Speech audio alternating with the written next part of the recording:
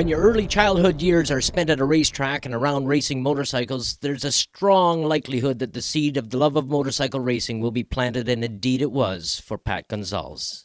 Growing up in the 1950s in his native British Guiana, Pat spent many weekends with his father and siblings at the South Dakota circuit, which was a short walk from his home, watching the road races. His father, Joseph, owned a BSA C11 250, so he was constantly around motorcycles in his early years. After immigrating to Canada in 1961, his family settled in the East End of Toronto.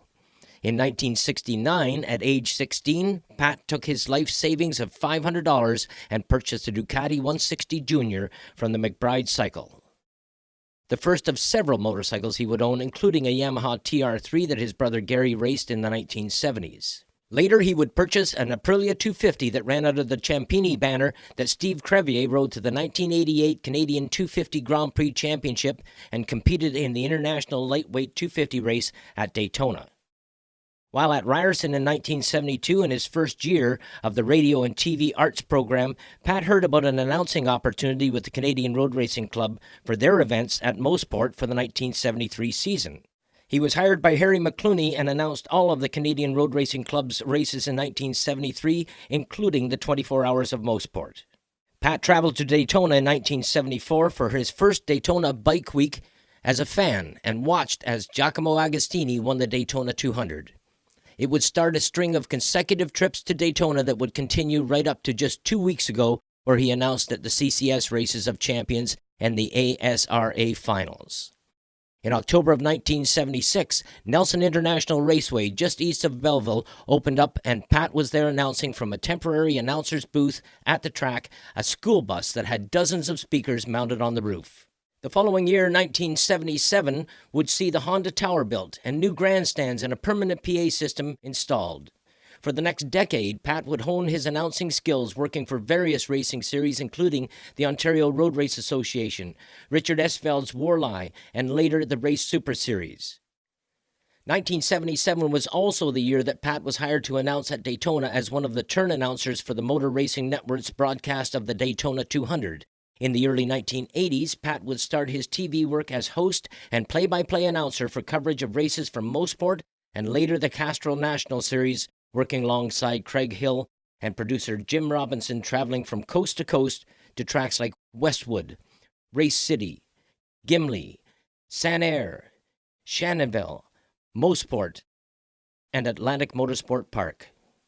His TV work would also include a number of major supercross events in Toronto, Calgary, Vancouver, and Montreal, where he was hired by the CBC to work with the likes of Steve Armitage and Ron McLean. In addition to his announcing work at the Daytona 200 for 40 years, Pat also announced AMA Road Race Nationals at Mid-Ohio, Road America, and Brainerd International Raceway.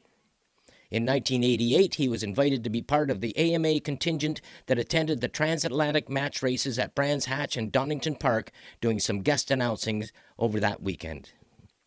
For several years in the late 70s and early 80s, Pat was hired by the Bayside Trailblazers to announce at the Norm Carr Memorial Half Mile at Quinte Exhibition Raceway in Belleville, Ontario. Pat has donated countless hours as volunteers, working for a number of motorcycle charity rides, including MC work for the Bad Ride, Motorcycles for Milan, and the Ride for Sight.